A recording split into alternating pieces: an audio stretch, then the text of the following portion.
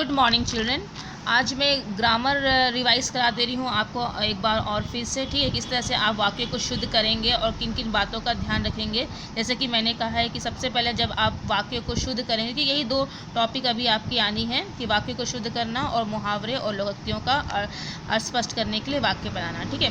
तो यहाँ वाक्य की शुद्ध करने में आप ध्यान रखेंगे कि आप किस तरह से वाक्य में अशुद्धियों को पहचानेंगे। सबसे पहले आप देखेंगे कि जो वाक्य है उसके सभी शब्दों का स्पेलिंग सही है कि नहीं, वाक्य जो है सही टेंस में लिखा गया है कि नहीं, वाक्य में किसी अनावश्यक शब्द का तो उपयोग नहीं हुआ है जिसकी आवश्यकता ही हमें नहीं है, या वाक्य में जो है शब्दों को आगे पीछे करके मैंने वाक्य को अशुद्ध करने का प्रयत्न तो नहीं किया गया है, ये भी हम देखेंगे, ठीक है। और साथ ही हम ये देखेंगे कि ऐसा कोई मुहावरा तो नहीं लिख दिया गया है जो सही अर्थ में ही नहीं लिखा गया है, उसमें भी आप उसके भी आप देख करके उसमें भी सुधार करके वाक्य को आप शुद्ध कर सकते हैं। तो मैंने कुछ सेंटेंस यहाँ पर लिया है ताकि जो पॉइंट्स मैंने बताया है वो आपको और भी अच्छी तरह से क्लियर हो जाए इन वाक्यों के द्वारा, ठीक है। ऑलरेडी हम लोग ये कर चुके हैं, आप जानते हैं कि आपको वाक्य कैसा शुद्ध करना है, लेकिन फिर भी मैं एज अ रिवीजन एक बार आपको ये सब चीज़ें बता दे रही हूँ, ठीक है। जैसे कि यहाँ पर देखिए आपका सबसे पहला वाक्य है, यह दुखद घटना मुझे अजन्मा नहीं भूलेगी, ठीक है। तो निम्न वाक्य को शुद्ध करना है, मैंने इस वाक्य में कुछ अशुद्धियाँ हैं, आपको शुद्ध करना है। और पहला वाक्य है, यह दुखद घटना मुझे अजन्मा नहीं भूलेगी। तो यहाँ पर देखिए, यहाँ पर अभी मिस्टेक तो है, यहाँ पर होना चाहिए मैं, होना चाहिए था आपको मैं यह दुखद घटना अजन्मा नहीं भूलूंगा, भूलेगी नहीं होगा, भूलूंगा, ठीक है। ये है आपका सही, मैं यह दुखद घटना अजन्मा नहीं भूलूंगा, ठीक है। इस तरह से आपको वाक्य शुद्ध करना है। मुझे जो है नहीं भूलेगी, ये दोनों जो है यहाँ पर मिस्टेक था, ठीक है। तो नेक्स्ट में हम लोग आते हैं, महात्मा गांधी का देश सदा आभारी रहेगा। महात्मा गांधी का देश सदा आभारी है कि देश महात्मा गांधी का आभारी रहेगा, ठीक है ना। तो ये जो गलत है, यहाँ पर शब्दों का हेरा फेरी हुआ है, देखिए आगे पीछे कर दिया गया है, इसको सही करेक्ट फॉर्म में लेके आना है। तो आपका होगा देश महात्मा गांधी का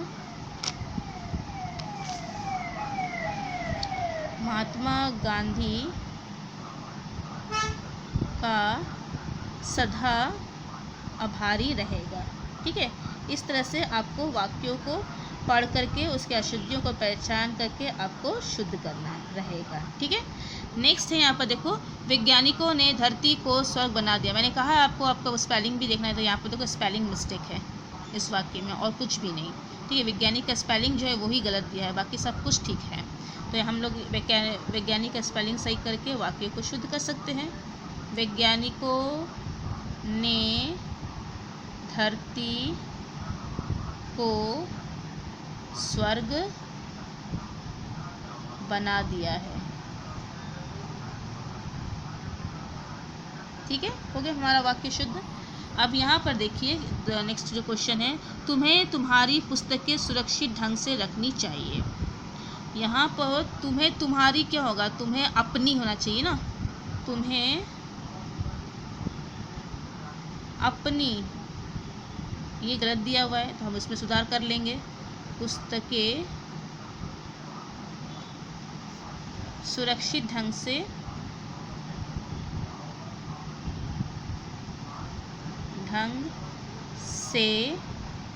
रखनी चाहिए, ठीक है। इस तरह से मैंने यहाँ पर भी वाक्य को शुद्ध कर लिया है। नेक्स्ट क्वेश्चन है, उसके आगमन ने उत्सव में शोभा बढ़ा दी। उसके आगमन ने नहीं होगा, उसके आगमन से होगा। वो जब आया तभी तो उत्सव का शोभा बढ़ा, तो उसके आगमन से उत्सव की शोभा बढ़ गई, ठीक है।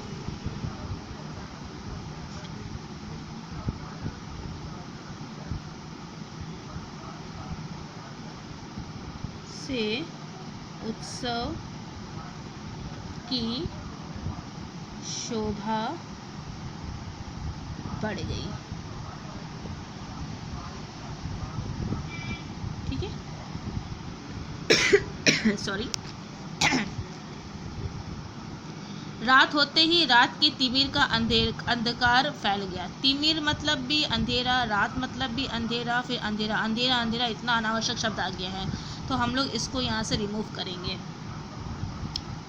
रात होते ही सॉरी अंधकार चारों ओर फैल गया।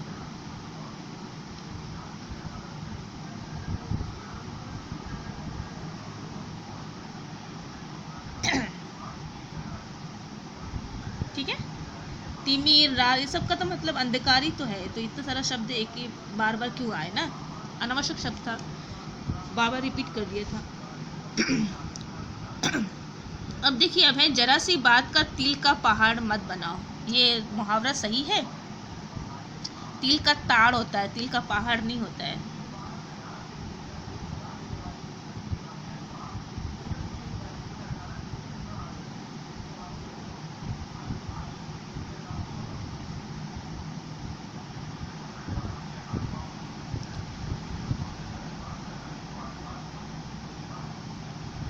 तो इस तरह से मैंने वाक्यों को शुद्ध कर लिया है। इसी तरह से आप भी जो है वाक्यों की अशुद्धियों को पहचानेंगे, छोटा मोटा जो अशुद्धि होगा उसको ध्यान में रखेंगे, जो मैंने पॉइंट्स बताया है उसे ध्यान में रख के जो है अपने वाक्यों को शुद्ध करेंगे। ठीक है, तो ये तो रहा आपका वाक्य शुद्धि। अब जो नेक्स्ट है आपका मुहावरे भी आपको करना है। मैं कुछ मुहावरे भी लाई हूँ यहाँ पर। जो पहला है, आपको जो है मुहावरे जो है इन मुहावरों का से वाक्य बनाना, ताकि इसके अर्थ जो है स्पष्ट हो जाए। पहला है अंग अंग मुस्कुराना। अंग अंग मुस्कुराने का अर्थ होता है बहुत प्रसन्न होना। ठीक है, अब वाक्य बनाइए। ठीक है, प्रसन्न होना। तो अपने पुत्र के कक्षा में प्रथम आने पर माता पिता के अंग अंग मुस्कुराने लगे। ठीक है, माता पिता के अंग अंग मुस्कुराने लगे। तो ऐसा आप वाक्य बना सकते हैं, और अंग अंग मुस्कुराने लगे के नीचे अंडरलाइन कर देना है। मैंने जब वाक्य जो बनाएंगे उसमें जब आएगा वाला शब्द अंग अंग मुस्कुराने लगे, उसके नीचे आपको अंडरलाइन कर देना है। आड़े हाथों लेना। आड़े हाथों लेना मतलब होता है खरी खोटी सुनाना, मैंने खूब भरा मैंने भरा बुरा बोलना, बुरा भला बोलना, खरी खोटी सुनाना। ठीक है, तो यहाँ पर मुझे एक वाक्य याद आ रहा है गोपियों का। जब श्री कृष्ण जी जो है मथुरा से चल जाते हैं, गोपियाँ जो है उनके बिना वियोग में सहती है, तो फिर श्री कृष्ण जी जो अपने एक दोस्त उद्धव को भेजते हैं उनके पास। तो उद्धव की बातों को सुनकर गोपियाँ उन्हें खरी खोटी, या मैंने खरी खोटी सुनाई, मैंने गोरी उद्धव की निर्गुण ज्ञान की बातों को सुनकर, निर्गुण ज्ञान की बातें वो नहीं सुनना चाहती थी, वो तो श्री कृष्ण के प्रति प्रेम का भाव रखती थी गोपियाँ। तो जब निर्गुण जो उद्धव था उन्हें ज्ञान की बातें सुनाने लगा, तो वो उनको आड़े हाथों लेने लगी। ठीक है, तो यही वाक्य बन सकता है कि गोपियाँ जो है उद्धव के निर्गुण ज्ञान के कारण उसे आड़े हाथों लेने लगी। आड़े हाथों लेने लगी पीछे आपको अंडरलाइन करना होगा। ठीक है, कलाई खुलना मतलब होता है भेद प्रकट हो जाना, भेद प्रकट होना। राम के सामने रावण के मृत्यु की कलाई खुल गई, माने मृत्यु का जो रहस्य है वो प्रकट हो गया। ठीक है, कमर टूटना मतलब निराश हो जाना, निराश हो जाना, निराश हो जाना। अपने पुत्र के मृत्यु का समाचार सुनकर पिता की कमर ही टूट गई। ठीक है, कमर कसना मतलब तैयार हो जाना, किसी भी काम को करने के लिए तैयार हो जाना, हो जाना। तो भारत जो है आने वाले विश्व कप में विजय हासिल करने के लिए उसने कमर कस ली है। ठीक है, भारत आने वाले विश्व कप में विजय प्राप्त करने के लिए कमर कस ली है। कमर कस ली मतलब वो तैयार हो गए हैं। कीचड़ उछालना मतलब होता है आपका अपमानित करना। ठीक है, अपमानित करना। तो इसका तो आप वाक्य आराम से बना लेंगे, अपमानित करना। ठीक है, हमें जो है दूसरों पर कीचड़ नहीं उछालना चाहिए। नहीं तो आप ऐसा ही बना सकते हैं कि मोहन ने अपने दादा को अपशब्द कहकर उन पर कीचड़ उछाल दिया, उनको अपमानित कर दिया। इस तरह से भी आप वाक्य बना सकते हैं जो इसके अर्थ को पूर्ण रूप से स्पष्ट करे। ठीक है, यदि आपको वाक्य में बोला जाता है कि अर्थ लिख के बनाइए तो आप अर्थ जरूर लिखिएगा। अगर अर्थ लिखने नहीं बोलता, केवल यहाँ पर देखिए, यहाँ पर बोला स्पष्ट करने के लिए वाक्य बनाने को बोला गया, आपको अर्थ लिखने नहीं बोला गया है। इसलिए आप जो है इन मुहावरों से आप सिर्फ वाक्य ही बनाएंगे। ठीक है, लेकिन जब तक आपको इसका अर्थ नहीं मालूम होगा आप वाक्य कैसे बनाएंगे, इसलिए आपको मुहावरों की अर्थ जो है उसे भी याद करना चाहिए। आपका जो बुक है वो बुक में जो लिखा है उसे पढ़िए, ध्यान से पढ़िए, वहाँ से वाक्य शुद्धि प्रैक्टिस कीजिए, वहाँ से मुहावरे पढ़े, वो बहुत आपको हेल्पफुल करेगा। आई होप कि आपको सब समझ में आया होगा। ठीक है, जितना प्रैक्टिस करेंगे ग्रामर उतना ही अच्छा है। ठीक है, मैं देख रही हूँ अभी भी जो मैंने लास्ट टाइम जो डू एज डायरेक्ट मैंने ये जो वाक्य शुद्धि दिया था उसमें भी कुछ गलतियाँ हो रही थी, वो अब वो सब गलतियाँ नहीं होना चाहिए। यदि आप प्रैक्टिस करेंगे तो आपकी गलती बिल्कुल भी नहीं होगी। ठीक है, आप लोग देखिए, समझिए। यदि कुछ प्रॉब्लम होता है तो मुझे लाइव क्लास में ज़रूर बोलिएगा। Thank you.